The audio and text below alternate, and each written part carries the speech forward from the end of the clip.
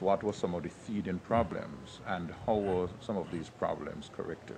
Well, first of all, the tax, the VAT properly structured is a VAT on consumption. Yes. As it stands now, the VAT exists on paper. It's just a set of projections in this case. But you don't know what your value of consumption in the country is. Very often, the value of consumption, how much people are spending on goods and services, is underestimated. And therefore, one of the teeth and problems that you have in the implementation of value-added tax is that the tax may bring more revenue than you anticipated. To address that issue in Barbados, I told the country I'm going to introduce the VAT. It is only a set of numbers on paper. I will know within 9 months whether the tax will accomplish its purposes or not. I will review it in 9 months. And if it needs to be fixed, I will fix it. Secondly, the VAT brings into the tax net people and entities that were not in the tax net.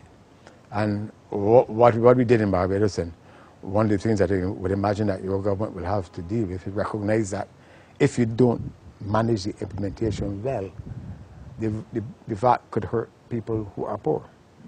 In Barbados, what I did is, we have income tax in Barbados, but we have an income tax threshold. There's a level below which you don't pay income tax. We introduced a reverse tax credit. If you're not paying income tax, but you're paying VAT, and you're below the level at which you don't pay income tax, we give you a tax refund nonetheless. In other words, you have VAT and also income tax. Yes, we do. I'm going to come to that. But to make sure that the VAT did not hurt the poor, we gave back the poor people below a certain income level our tax refund, even though they were not paying income tax. We also used the excess revenue to start benefiting poor people. And you had to get to the stage where you target the poor. We, for example, created a poverty eradication fund that we maintain, and we put part of the VAT proceeds in it to make sure that the poor people benefited from the fact that the country had a VAT. And we used the opportunity of a better revenue position from the VAT to create the Urban and Rural Development Commissions in Barbados, to be able to do things in urban and rural Barbados to address poverty at the community level. So the point I'm making is this, that a VAT has its great potential benefits, but left unattended and with nothing more, because it brings so many people into the net because of the tax on consumption. It has to be followed by a series of measures to really take this thing out of it. But you first of all have to establish the base, and then you take this thing out of it. And that's what we did in Barbados. And our economy prospered subsequent to the value-added tax. And I may say, I believe it has to be a form of like walking on water to be able to run a country's affairs and have neither a VAT nor income tax. I don't know how you do it. And perhaps you may want to be able to explain to the world how a country like St. Kitts can afford to run its affairs, have a lot of social programs without having that assured form of revenue. I was going to ask you, what was the impact on the economy in the first year and then 25 years after? The VAT brought in more revenue than we anticipated because we were broadening the base. What I did, I went back within 9 months and I changed the base of the VAT. The economy continued to grow, and in fact, the only years in which our economy did not grow in the 14 years I was Prime Minister is when we were affected by 9/11. So that our experience proved that the VAT does not destroy economic growth.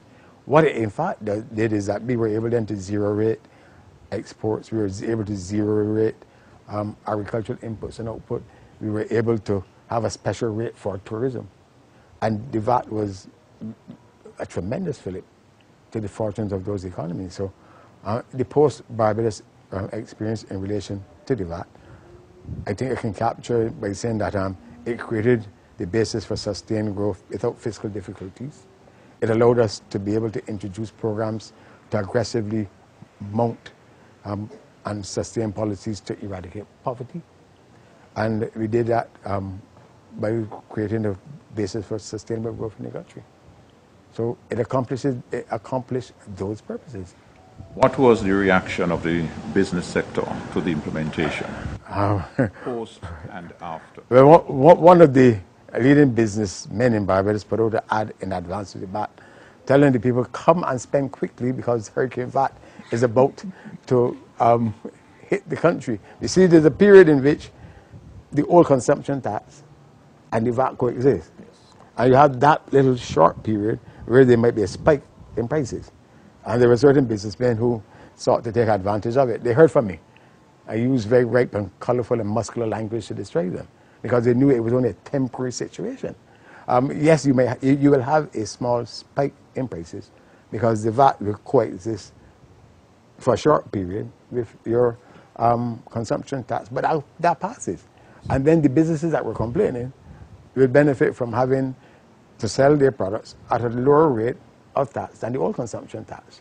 Now, they complain in advance of the tax, but I think they forgot to say thank you when the VAT at 15% replaced, in our case, a consumption tax of 22%. Similar to our case. I'm not going to comment on the same case. So what advice would you have given to your people in Barbados? Well, my cabinet was, of course, worried. We were having to introduce a tax close to an election. I tell them, in everything you do, you have to let the results work for you.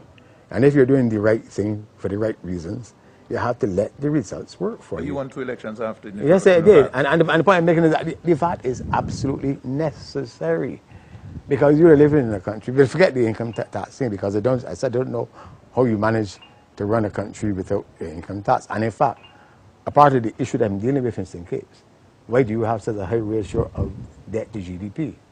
Because you don't have a tax base to generate the revenues to do things that the country wants done. Everybody wants to go to heaven, but nobody wants to die. Our income tax was abolished in 1990. Well, I am not going to get into that either, but all I'm really saying is that I think it is a minor miracle for a country to believe that you can have a well-developed set of social services, but you have no tax on income and no tax on consumption. I wouldn't know how to run a country in that way. And that people have to understand that if you want to have social benefits, they have to be paid for. And there's a responsible way. The thing is, does it stand the test of reasonableness? And public policy always have, in my view, to stand that test. It's necessary to be done. Are we doing it for reasonable reasons in a reasonable way? And that is really what the debate should be about. I think it stands. I supported the VAT in opposition when I was in opposition in Barbados because I thought it stood the test of reasonableness, but it was absolutely necessary. You're living in a country, a set of countries, where year by year, period by period, governments will have to remove import duties. What are you going to replace them with? And that is the basic question. Prime Minister, thank you very much for your words of wisdom. Thank you kindly. And all the best to you. Same to you. Thank you.